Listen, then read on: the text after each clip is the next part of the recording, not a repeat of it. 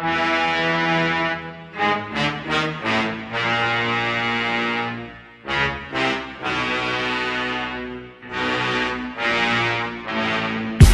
so hot, teasing me. How's the rest of it go? I can't actually mind. Hello everyone, and welcome to the Kaijusaurus Podcast. The only podcast in which lifelong... I've not done this in a while. Yeah. In which a lifelong fan of Godzilla and Kaiju movies watches all the films in the Godzilla canon with a newbie, who is... Roz Menzies. Hello everyone. We're back. We are back. We took a little break accidentally because I went to America and we kind of forgot and couldn't be bothered. It's fine though, because you got 3 episodes in April. Well, that's it. Stephen had to explain that to me. He was like, the people got what they needed. Exactly. They're not going to be thirsty. No. But we're here to feed you all the same. So here is your podcast. That's the worst metaphor I've ever used in my life. The subject of this episode is 1994's Godzilla vs. Space Godzilla. But before we get on to the main subject, Ross, how have you been? I've been good, Stephen. I had a really good time in America seeing my fiance in Georgia. She's going to be moving back over here soon, so it's not going to be so annoying having to do that all the time. But I had a great time in Georgia. It's a good Atlanta's a good old town. Shout out to all our Atlantean listeners. The Atlanteans have been very, very kind to me. It was very warm, and there was some hella good thunderstorms. Oh, excellent. Yeah, no, so it was a really nice time. How about you? What have you been up to? What have you been watching? Oh, Twin Peaks. Or if you want, Twin Peaks The Return, but Twin Peaks. Series 3. Yeah, we are just diving on Twin Peaks. We actually watched the first episode of that together at your place. Yeah, at 2 o'clock in the morning. Yeah, 2 a.m. British time, Greenwich Mean Time. And it's great. It's great. Genuine. Well, I mean, we're 6 episodes in now. We're not going to spoil anything. Yeah, exactly. But genuinely, unabashedly, thoroughly, deeply enjoying it. It is a perfect return for me. Nothing else on TV or in film quite like it, and that includes the original series Twin Peaks and Fire Walk With Me. I mean, that's the thing. I mean, people say that all the time. Oh, it's unlike anything on TV. It's a mind fuck. They say that shit about Westworld, which is a genuinely very straightforward TV show. Yeah. But when you say it about the new Twin Peaks, and when you say it about David Lynch in general, it genuinely is true. There are things in this new series that I've never seen done on a television program before, which is it's brilliant. Interesting, like seeing a TV show that's so director led. Yeah, in TV, which is certainly to my mind a writer's medium. No, absolutely. See, you're right when people say things like, "Oh, it's unlike anything else," like with big event shows like Breaking Bad or Game of Thrones or Westworld. It's like, okay, cool, but what I think you mean is it's a really high quality show. Yeah, exactly. And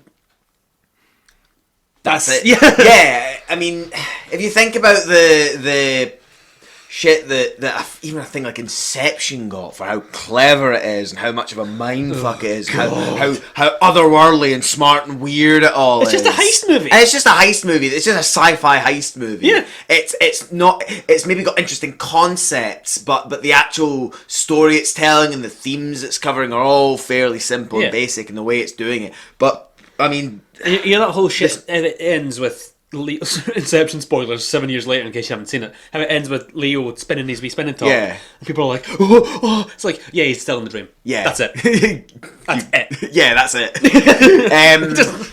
Whereas, I mean, David Lynch's work in general, I mean, even the original Twin Peaks, but certainly this new series, it just has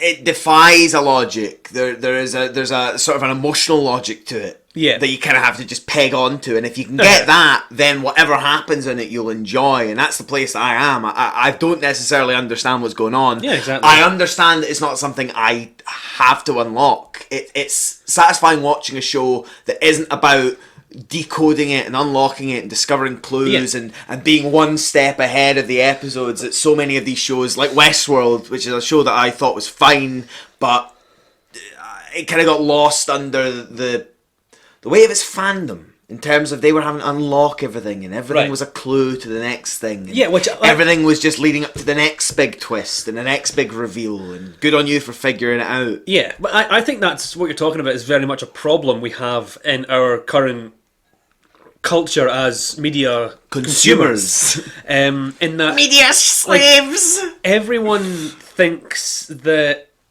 media or art is there to be solved, is there to be understood, and it's like and then comes along David Lynch, who, if I'm right, didn't watch the original series before returning to write the new one.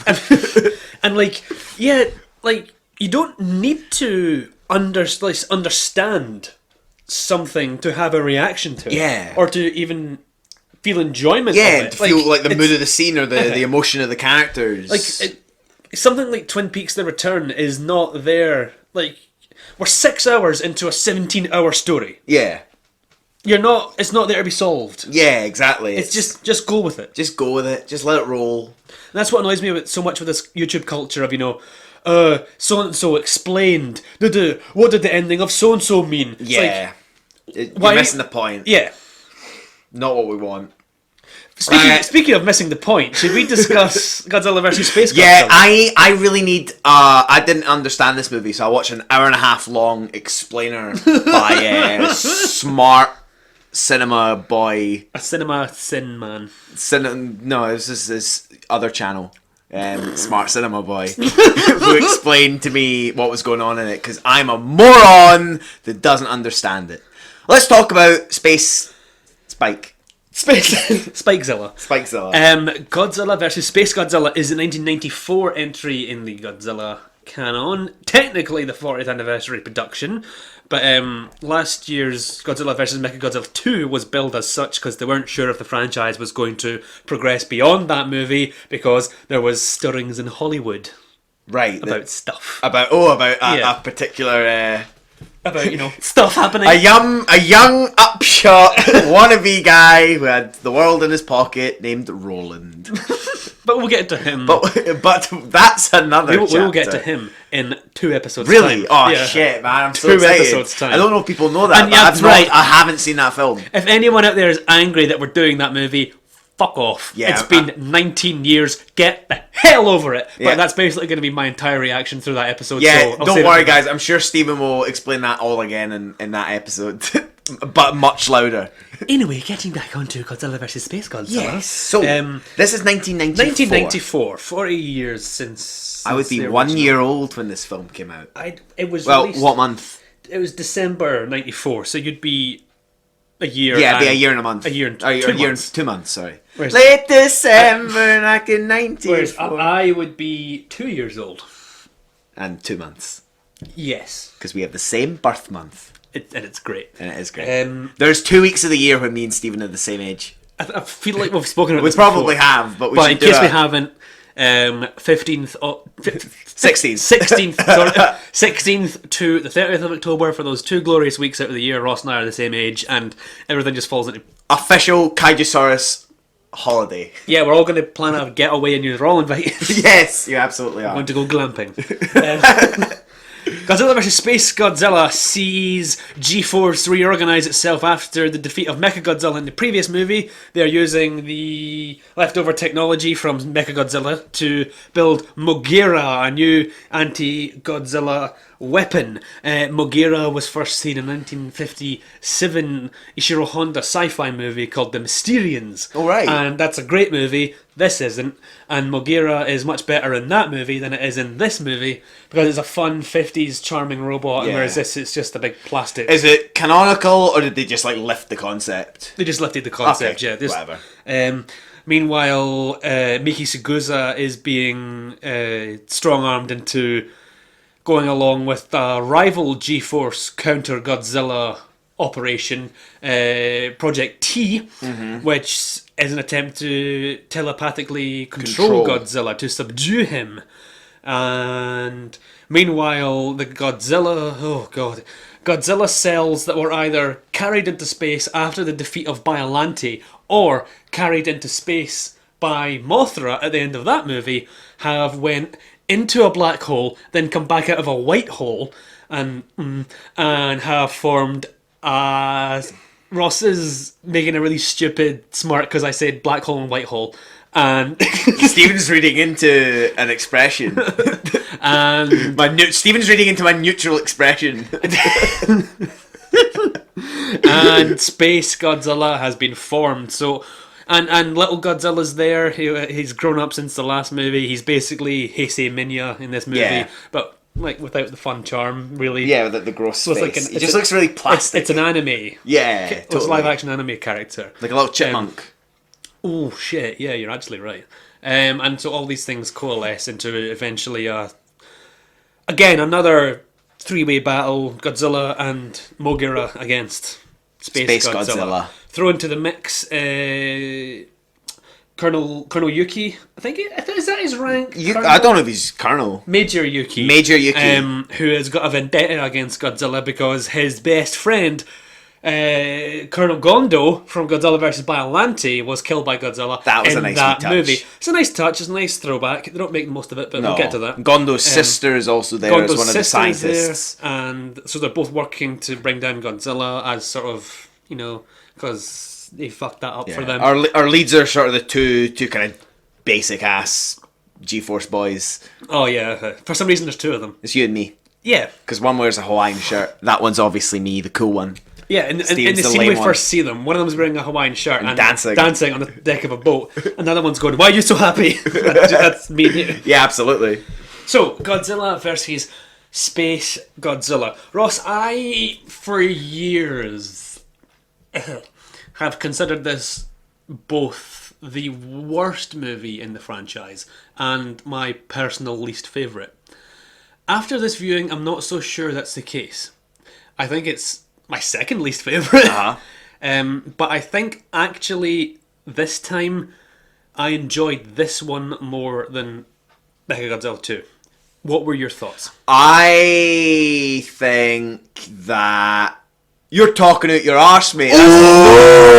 Means the worst one. Nah, I wouldn't say that was the worst one. That's certainly one of the ones I can't remember which one it was. I said that I really didn't like, but that's still it was Mechagodzilla one of the 2, worst I think. ones. Just the last one with Rodan and yeah. But no, this one genuinely I was pretty into. Don't get us wrong. It has all the hallmark issues that the Heisei movies do. Like, exactly. It needs a fucking editor.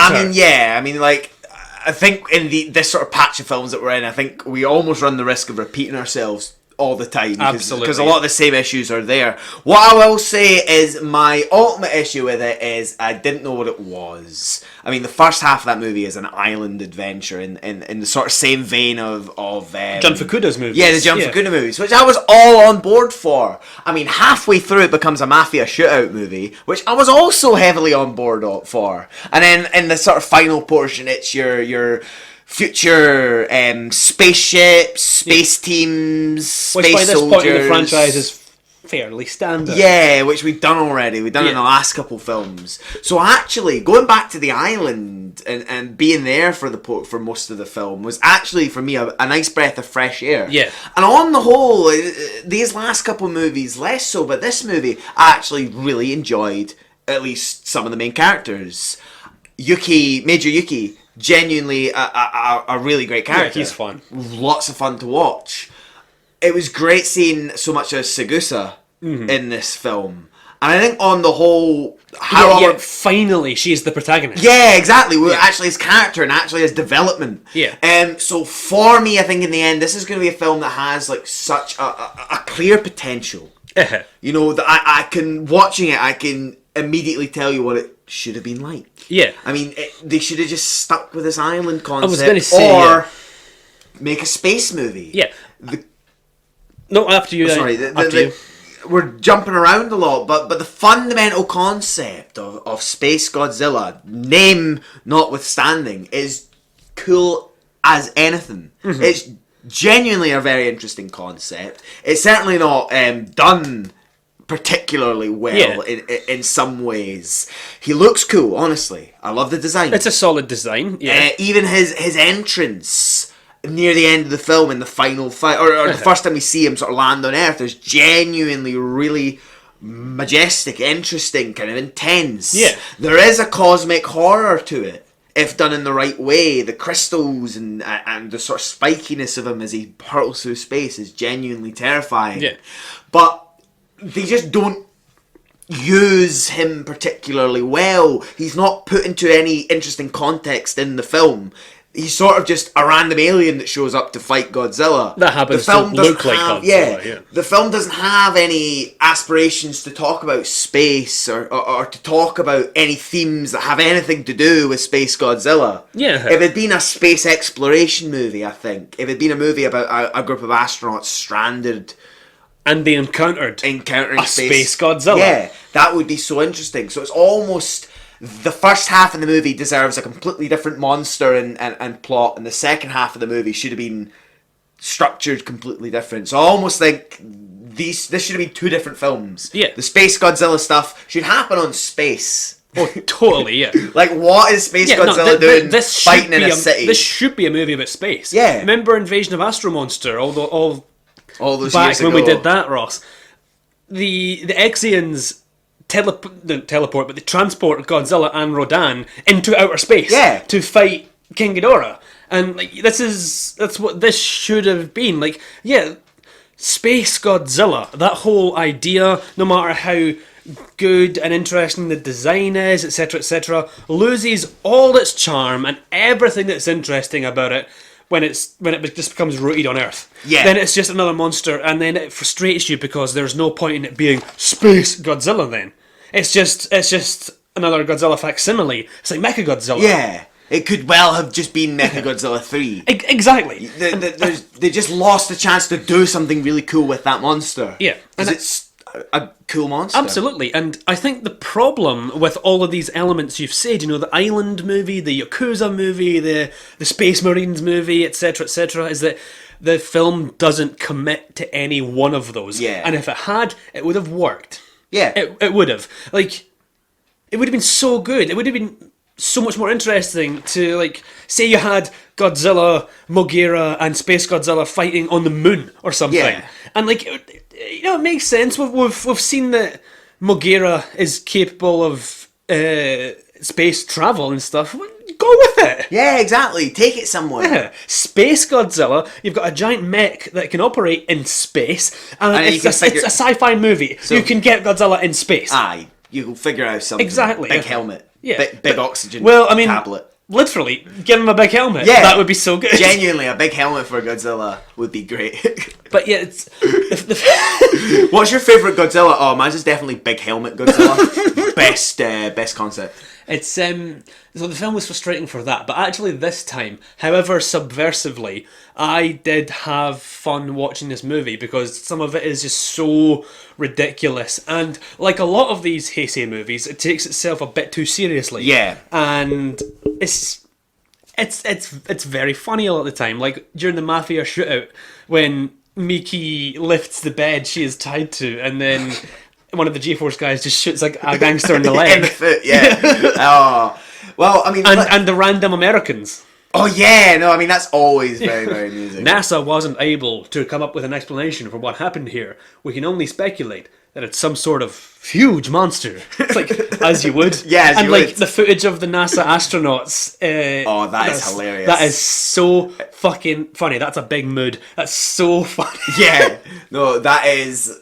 It's almost like a fucking Be Kind Rewind video. It's like the mock, funny DIY style what space did they call station. it in Be Kind Rewind? A Swede. Swede, that's it, yeah. Sweded. That's a good movie. That's the fun, first movie that Laura and I saw in the cinema together. Oh, that's cute. Yeah. That's nice. So I have it in DVD. It's a nice film. And it's nice and personal. It is. Oh, that's cute. But, like I said in the last episode about Godzilla vs. Mechagodzilla 2, people often rag on the 60s and 70s Godzilla films especially for being cheesy and of poor quality, etc. And obviously, by this point, I absolutely do not agree with that at all. What I would say, as I said last time, is that if I was showing an outsider a Godzilla movie, it would not be one of these ones. Nah. Like, these are the ones that I would hold off. Yeah. You know what I mean? Because these are the ones that, they're not embarrassing, but for the time they were produced, what other studios were doing and the money they had, they're just not what they should be. There's just not an edge to them. Yeah, which I think is the thing. There's just no edge or hook. Yeah, there's just not a strong enough hook, a strong enough concept, and I think, I mean, it's not just the fact that I'm someone that's not that into the Godzilla films, and I'm coming from just a general film watcher thing, because that's where you stand as well. We agree on that. Absolutely, yeah.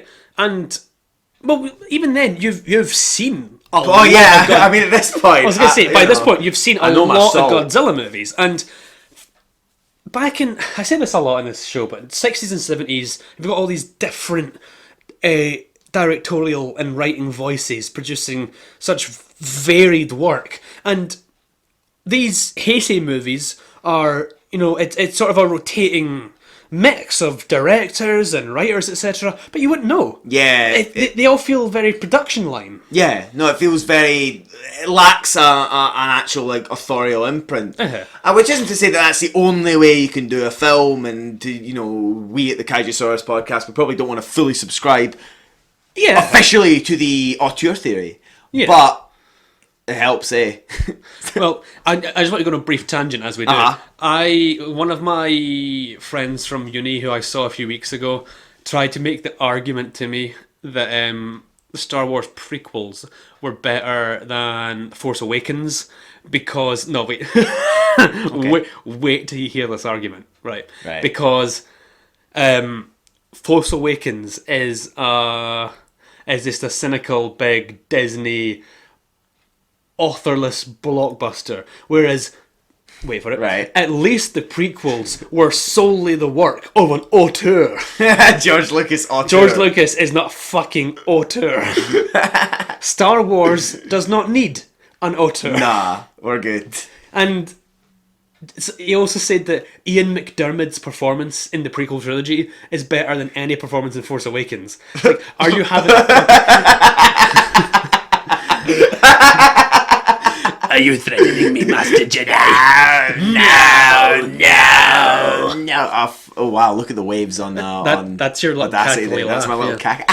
But yeah, holy shit. Yeah, that's. It's funny. like, yeah, maybe McDiarmid's performance is enjoyable in the way that it's, it's so fucking panto and shit and over the top that you can enjoy it, but you can't make the argument that it is objectively a good performance. I mean, he's a good actor. Oh yeah, but that's not a good performance. I mean, technically not, but I do love it. And I was talking about this with one of my friends, and genuinely, I was softened so much in the Phantom Menace. Phantom Menace is enjoyable. Yeah, I love the Phantom Menace. And I think there's something in Revenge of the Sith. I think there's something in there. Yeah, that's fair. Revenge of the Sith is one that I just kind of find like a little more boring, but not like objectionably bad. Attack of the Clones. Attack of the Clones is that's when most of the people like are talking about it. They're kind of mean Attack of the Clones. Yeah, that movie is genuinely unwatchable. That's anyway. Space Godzilla. I mean, don't get me wrong. Space Godzilla isn't the Attack of the Clones of the Godzilla series. No, no. What were we talking about? Performances, auteur theory. Directors. Yeah, none of these 90s Godzilla movies have a strong directorial voice, and I do feel that they suffer for that.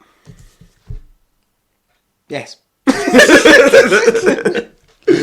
Agreed. Sorry, I was spacing out there. That's all right. That's all right. So returning to the island, there are a few things, and I'll just sort of start and tackle each of the chunks of the movie almost, because I mean, you spend the majority of the time on this island. You start with your two Godzilla Boy G-Unit spaceship space guys. What are their names? Godzilla Boys. G-Force. G-Force, G-Boys. G-Boys. So you've got your two G-Boys, and they go onto the island to meet with Yuki, the G-Man, because he's older and smokes cigarettes. He smokes cigarettes. And has a naked shower. And has it, right, yeah. They both lie and stare at her. Right, I saw a direct, this is really what I wanted to talk about. So, yeah, there's a brief scene where Yuki is showering at the ship, and in the background you can just see the two guys, the G-Boys, with their heads sticking out the open tent, just watching them have a shower. Just watching them, yeah. And then when Godzilla comes out of the water a few scenes later, it kind of feels like the same shot, because they're just watching him come out of the water. again, just it's like poetry. It all rhymes. Yeah. But genuinely, no. The introduction of Yuki is a lot of fun. He's just an utter bastard. He just smokes cigarettes. He reminds me a lot of Roland Tembo from Jurassic Park. The Lost World. Yeah, sure. But I mean, technically, this was first, so the Lost World. Technically, it was first. Literally. And that kind of character, he's actually quite fun to watch. Yeah. He's a mercenary who thinks he is a law unto himself, but he's not really. Yeah, exactly. And then at the end, he kind of learns to, work together for the greater good. And put aside his own personal desire for vengeance. Something that really works about this movie for me is the music. Yes, I actually wanted to talk about that. The score is beautiful. The music is really, really good. It's not by Akira Ifukube. It's by Takayuki Hattori, and it's a nice difference. Yeah, you can hear it. It's kind of unlike music that we've had. It's very orchestral, soft, sweeping, and I like romantic. A lot. The Space Godzilla themes are great, and like Yuki's theme when he's chasing Godzilla through the island, like ding, ding, ding, ding. It's really good. Yeah, a lot of the incidental music is really, really good as well. But what really stuck with me was the island romantic music. Yeah. I mean, I do want to talk about the island. I do want to talk about not the romance in terms of the relationship between the characters, but the romantic feel of the movie at times. I mean, they shot on location on this island, right? Yeah. It looks like it. I mean, there's some of the most beautiful on-location shots I've seen in a Godzilla movie so far.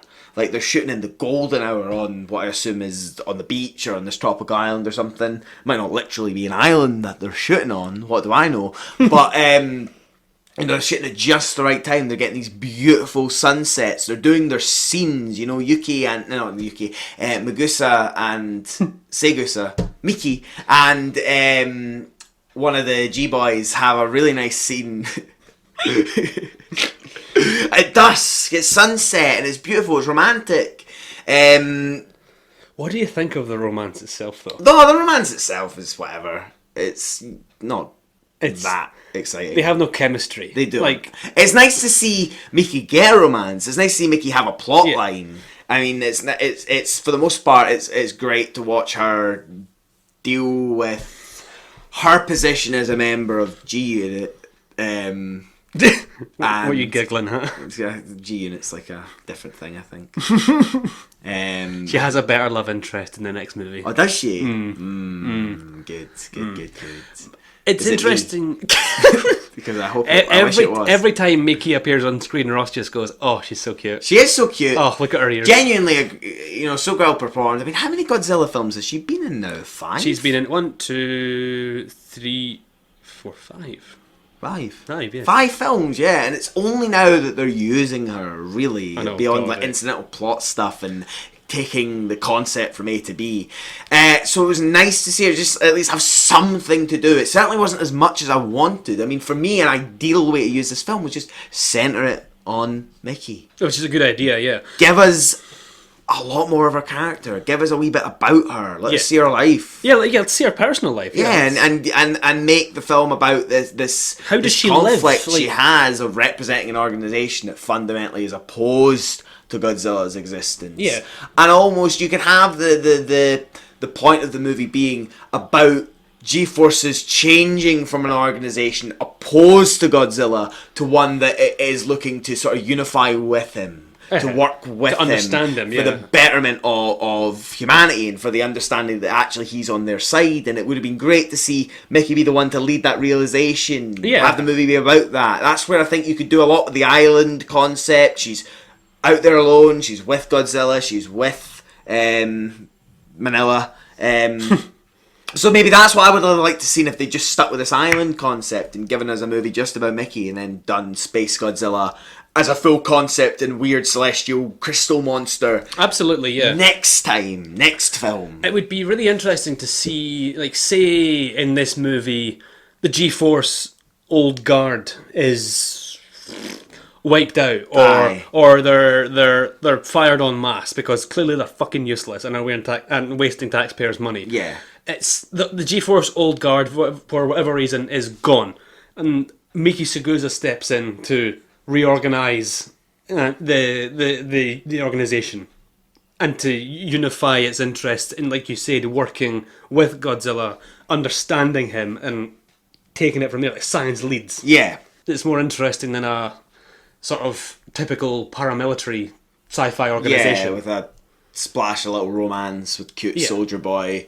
I mean, even the romance between Yuki and Gondo was no less earned.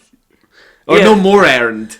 But I have no real issue with that. Yeah, it seems that the basis for their romance is we're both sad about Gondo having died. Your brother, or sorry, your brother, my friend. Yeah. Which, less of an issue with that, but that's because they're both secondary characters. But yeah, that boy was boring. She could do much better with me. She could. What do you think of MOGERA? MOGERA, that was the big space boy, robot boy. Yes, robot. That was cool. That's about it. It looked... Nothing much to it, is there? Yeah, nothing much to it. It's a rehash. It's a rehash. We've done it already. Godzilla, it can split into a fucking tank and a plane. And it missed the chance where to have all three. The one bit I was really into it was when it split up and you had one team in the ground and one team in the air. Yeah. And I really dug that. The one shot where it's getting loaded up and it's coming almost through this conveyor belt, it's all in light blue.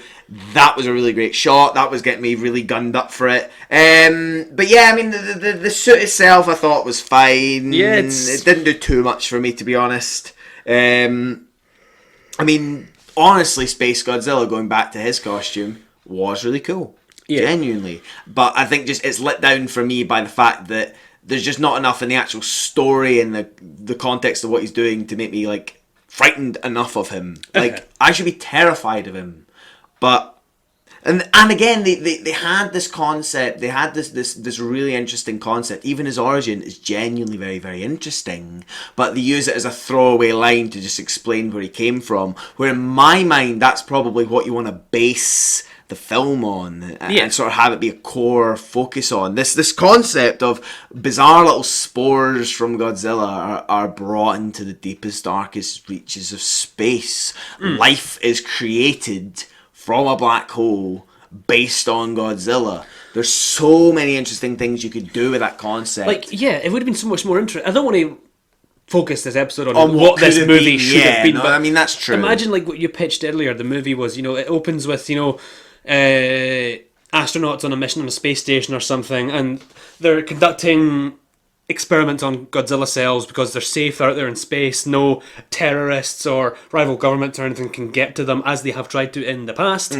But something goes wrong. Either the space station is destroyed or sucked through a black hole or fucking whatever. And take your pick. There's the cause. You don't need to make this contrived thing like, the cells went into space when Biollante died, or Mothra carried them into space, and what happened to this meteor that Mothra was meant to destroy? Anyway, sorry. Yeah, that's true.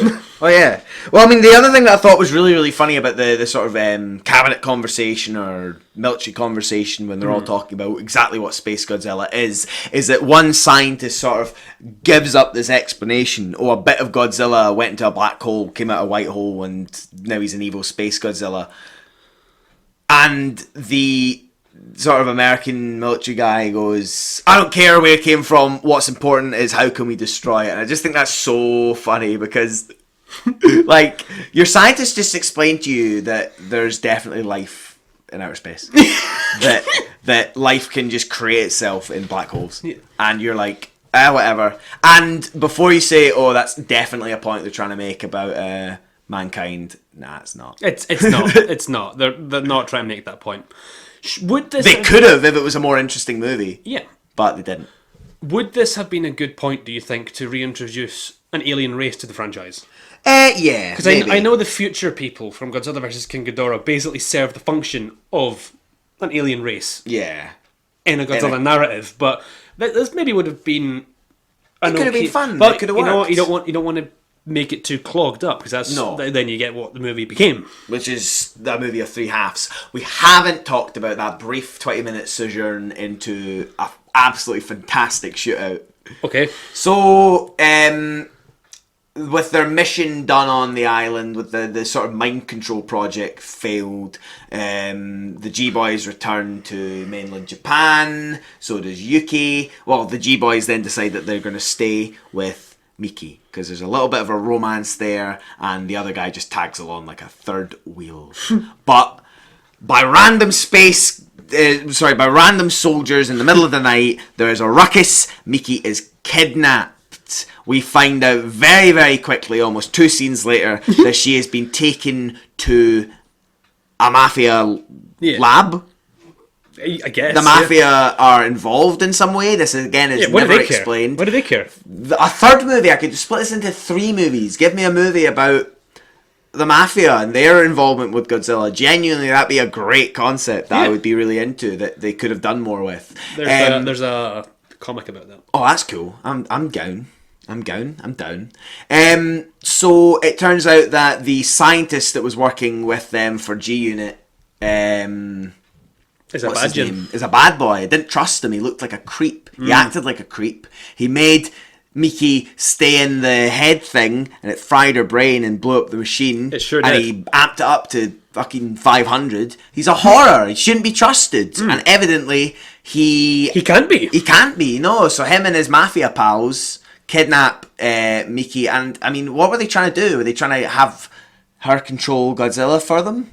Well, exactly. What were they trying to do? Yeah, it was. Is it explained? Like, did I miss it, or if it's explained, I can't remember. Yeah. If it's explained, I've clearly lost interest. Oh yeah, it clearly didn't work that well. But whatever. So the G boys break into this compound to rescue her. There is a brief, ridiculous shootout. I mean, these guys are like scientists, so they're like I don't know, they're like the UN soldiers. They go down a sewage drain like right in front of the main gate, and immediately come back up on the other side. It's like no, there's so quickly. There's no SWAT movement. There's no police backup. It's not a paramilitary operation. They do it's literally just the fucking Three Stooges. Yeah, their superiors don't know about it. I mean, they didn't even contact the local police department to be like, look, are you How did they know she was there? In this? Yeah, exactly, yeah. They just go get her. I mean, you could have done more with that concept, and that could have filled up more scenes, and it would have been quite thrilling. Yeah. But I mean, imagine that while Godzilla was attacking or something. But nah, it's just a quick thing to fucking fill up 20 minutes. Yeah. So there's a wee shootout. It's quite funny. The shitty scientist blows up in a really funny, ridiculous way, and he's almost like he's like on top of the computer. Yeah, like, and he's one of these characters who the narrative demands that he suddenly go criminally insane as soon as his plans are foiled. Yeah. So he does. Yeah. But the crucial point there is that Miki finds out that she has Well, no, she doesn't find out that she has telekinesis. She first uses her telekinesis, and then when what's his name asks her, she said, "Oh yeah, she says something along the lines of, I knew that I could do this. I've just never done it before." It's just like, okay, great. Thanks for whipping that out of the bag just at the right time. Cheers for dusting that one off the shelf. So I really was loving that scene, but it was out of nowhere and very random. Yeah, the movie needs to commit to being one thing. Yeah, that's it. Just commit. And it should, out of the things we've all mentioned, it should have been a movie about a space Godzilla. Yeah, that's it. And these things just kind of pad out the film too much and don't do enough for that fundamental concept. You know, if it's halfway through the movie before we're even like talking about space and dealing with spaceships and things pretty like much, that, then it's not a great sign. And there's no interesting stuff brought up about the existence of Space Godzilla, like, you know, Godzilla immediately, goes on the offensive as if it was any other enemy monster, but there's nothing about, does Godzilla at all recognise this thing as something of himself? Yeah, something of the same species. A relative. Okay. I mean, you have him rescue Manila at the start of the movie, and then that's the last time you see Manila until the very end, which is just a random shot of him just sliced in. Just fucking about, They realised that they had forgotten. He's put in crystal jail. He is put in crystal jail. Imagine if the crystal gems showed up, huh? That's what I was thinking. See, I like Steven Universe, Me too. but I don't like the community around. I don't like the fandom around Steven Universe. You don't have fan art. Space Godzilla is my gemsona. It's Godzilla's gems. Well, like but no, the Crystal Star. Also, Steven Universe is really good. Well, like I said to you during the movie, like mid-90s Toho monster making is literally just like, this is my original character, Space Godzilla. It's Godzilla's brother from space. Do not steal. This is mine. We were talking about how what's it called? Sonic. The new Sonic's gonna have OC characters because you can make your own guy. So all the Sonics are gonna be legit canon characters. Do you have much else to discuss about this movie? I'm just running through my little notes, my comprehensive notes, and I really don't. I feel like we hit it hard. I felt like I hit the start of the chat really hard with my fundamental like breakdowns of what I thought, how I felt. Yeah. Because there's nice stuff in there. It's nice to get a cameo from Mothra, the Shobijin return as portrayed by the same actresses as they were in 1992.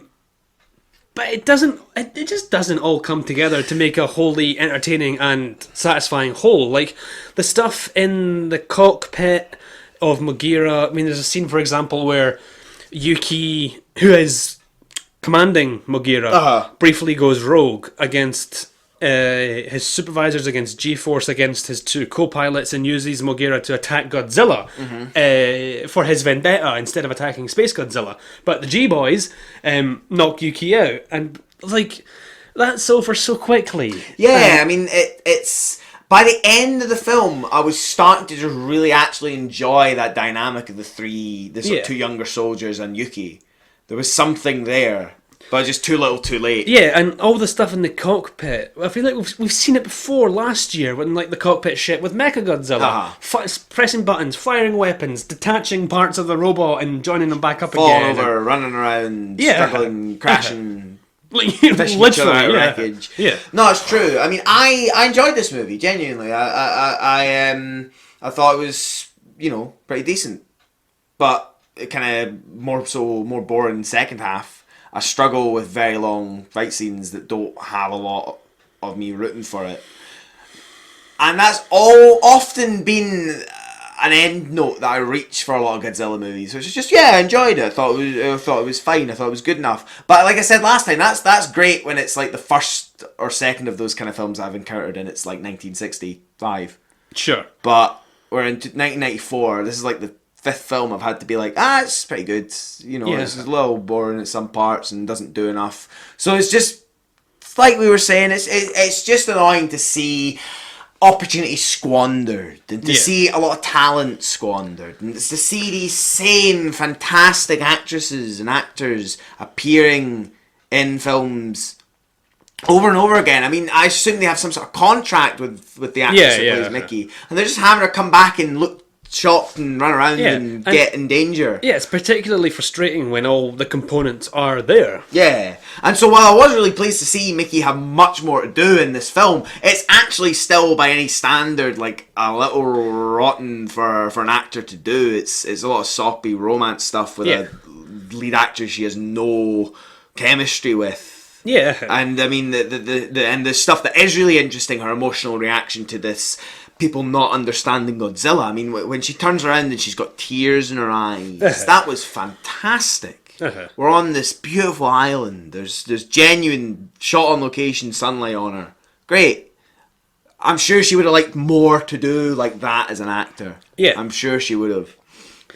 There's not a lot for Mickey to do in terms of being a character that is portrayed by a performer. Yeah. But at the end of the film, her and Gondo do have some pretty banging costumes. Oh, God. The green hoodie things with the tinfoil arms. Yeah. That's great. And remember when Mickey arrives on the island and he's like in this bright tangerine jumpsuit thing? Looking like a cutie. Well, yeah. Yeah. I don't really have much else to discuss about this movie. Within the fandom, Ross. How do people feel? I think this film's pretty divisive. I rag on it quite a lot, and I probably still will. But I see a lot of people being very defensive of it too, and I don't know. I mean, well, are there a lot of people that, like you used to at least, consider it one of the worst ones? I believe so. Is that a common thing you hear? I believe so, yeah. But are there a lot of people... I know that we asked people what they thought, and I was reading about it, and it seems a lot of people were thinking, that they enjoy the Space Godzilla stuff, that they find it fairly an enjoyable enough movie, and I think that's probably where I fall, that I genuinely don't have too many criticisms about it. My usual spiel that I've been doing the last few films, which is just like, do more with the opportunity, like, do something different, applies all the same, but I certainly think some of the sort of more urgent criticisms of the last couple of films that I've had, I don't think are as strong a worry here. It's fair enough. It's a decent enough film. It's like, well, it's eminently watchable, and if you had to kind of pick a film of the last couple of years to show to someone, I'd probably show them this one. Mm-hmm. But okay. Still, give me like that sweet 60s shit. Give me that June. I mean, I'm all about that June. You're not wrong. Going totally off topic. Aye. The other week there, Ross and I were having a great discussion about gritty franchise reboots, etc., etc. And this led on to the suggestion that we should do a new segment of the podcast in which we pitch a gritty reboot of a film franchise. And I suggested the title of this segment should be True Grit. So play the True Grit intro. Fill your hand, you son of a bitch! So that's True Grit. We don't need to do it right now, but I think it could be maybe a fun thing to do. Well, let's start with our base concept. So what brought this on? What's our first pitch? We were discussing a gritty reboot of the Austin Powers movies. And, the argument was that sure, when the Austin Powers movies came out, that was very much, the public perception of Bond, the swinging 60s, like... Campy, like, big fun espionage shit. Even, gadgets. If not the Sean Connery stuff, even the... What's his name? The Roger Moore stuff. Yeah, or even the Pierce Brosnan stuff. Yeah, and Bond being like a total mad shagger and shit. And whereas, the public perception of Bond has now changed in the Daniel Craig and the Jason Bourne era. The post 9/11 Bond. Yeah, well, I mean, yeah. So we need a post 9/11 Austin Powers. So yeah, I believe the time is right for a new Austin Powers movie as long as it deliberately spoofs only the Daniel Craig James Bond movies, because I think that could be really, really funny. I mean, the chat spawned from a conversation we had about how so many recent franchise films and reboots have this concept that's almost the main character's broken and weakened. Like Dark Knight Rises is that. Yeah. Skyfall's and that. Spectre did it.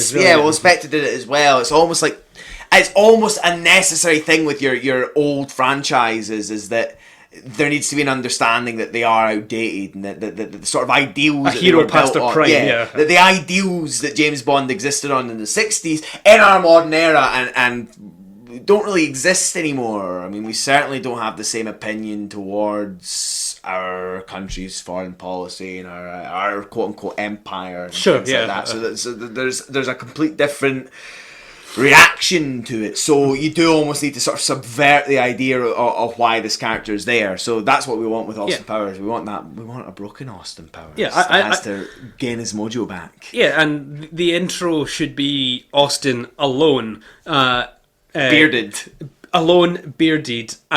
probably shackled. His father Nigel Powers, Michael Caine's funeral, in the rain. It's bleak. He's the only one there. He's like old and frail, and like he's and he walks through like a miserable, rainy Camden town. It used to be his. And there's a slow, sad version of the Quincy Jones song. Like this used to be his playground, but now it's just horrible, and he's past his prime, and like he's trying to reconcile with his brother Dr. Evil, but it's just not happening. So I literally think it should be a parody of Skyfall, where Basil Exposition fucks up, and a villain from the past comes back who's not Dr. Evil, and Austin and Dr. Evil have to team up and rescue Basil. Take Basil to safety. To their old family home. Yeah, to the old Powers home. The Powers Manor. Mate, that would be amazing. No, like Austin Powers like swinging 60s shag pad. Yeah. It's all like abandoned. But it's all run down and shit, and they have to hold it there and defend Basil against this sort of serious villain. Yeah, and like the villain should be played by either like a proper thesp, or just someone who you can take seriously but you can have a laugh with, like for example Nick Cage. Oh my god, see if Nick Cage was like, yeah, I want to be in the new Austin Powers movie.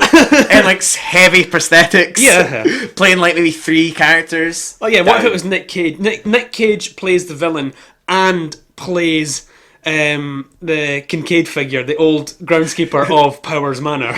Absolutely down. Absolutely down. You would need to do it. You would have like mentions of things like, oh, fat bastard, he died of a heart attack. Just didn't make it.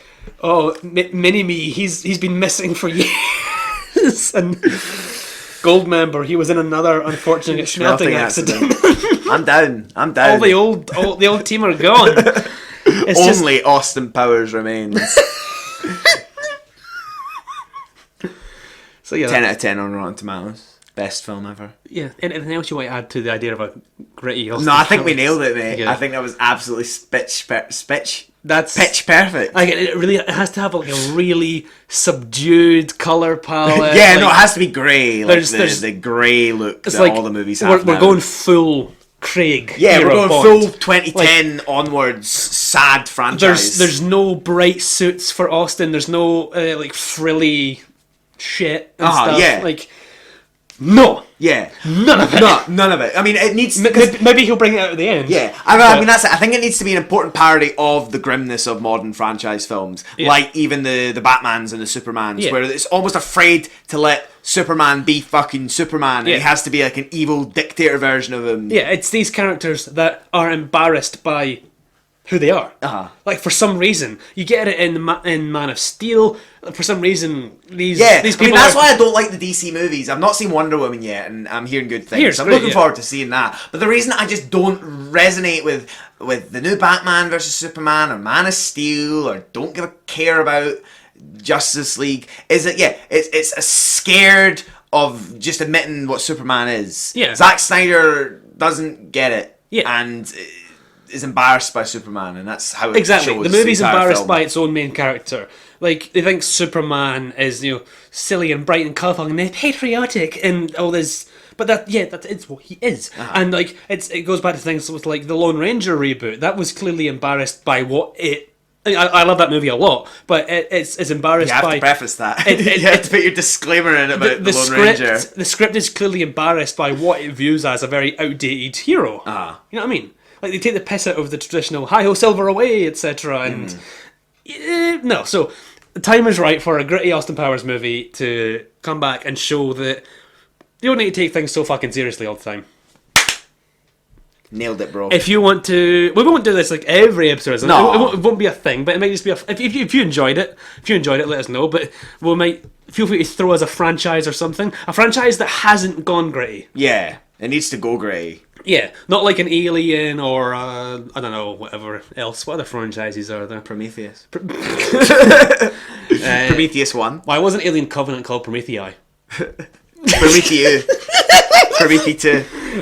So yeah, me to you. If you want to throw us a franchise that we'll pitch a gritty reboot of, just inbox us and Facebook us, etc., and we'll feature it on another segment of True Grit at some point. Yes. Just to bring things to a close before we end, I would also like to take this opportunity to give a shout out to my very good friend and now published author, Raphael Coronelli. Hello, Raph. I hope you're listening. And I would just like to offer my heartfelt and most sincere congratulations on the publication of your debut novel, Daikaiju Yuki, which is now available on Amazon of your choice, wherever you live around the world. Head to daikaijuyuki.com for more information, and be sure to check out Raf's book, because it promises to be an absolute belter. Congratulations, Raf. This has been the Kaijusaurus Podcast, the podcast... Steven just died. I fucking burped as I said that, Jesus. The podcast in which a lifelong fan of Godzilla movies watches and reviews all the Godzilla movies with a blank slate / newbie. He has been Roz Menzies. I have been Roz Menzies, but you need to tell me what the next film is. I'm going to. Okay, I've been Roz Menzies, and you have been Steven Sloss. The boy Sloss. The next movie, Ross, getting back onto the subject of Gojira. Oh, by the way, in the last 24 hours, I've watched Shin Godzilla twice, and that's ruined me for Space Godzilla. Yeah. Either way. Anyway, Space Godzilla probably wouldn't have fared well with me anyway, but that's not exactly helped. Maybe it helped. Because yesterday, seems like it helped. Yesterday when I was watching Shin Godzilla, I was like, oh man, this is so fucking good. Then when Laura came home from work and stuff, I was just following her around the flat and talking about it and stuff. And I was like, oh, I just want to watch it again. And then today I was like, oh my god, should I? Oh my god, and you actually did it. Oh my god, I actually did it, and I can't actually believe it. Oh my god, you're a legend. I know. You are a legend, mate. Cannot believe it. You're so random. Absolute mad cunt. Wow. So what are we watching? The next movie we're watching is the final movie in this series. Oh, good. Literally. This series finishes in 1995 with Godzilla vs. Destroyer. Ooh. I'll whet your appetite a bit more by contextualising Destroyer a bit more. This is not the film's title, but within the context of the movie, it's more like Godzilla versus the Oxygen Destroyer. Ooh, mate, that sounds really cool. I'm down. So, yeah, we'll see. We'll be back for Godzilla vs. Destroyer very soon, hopefully. You can find us on SoundCloud. That's where we're at home. SoundCloud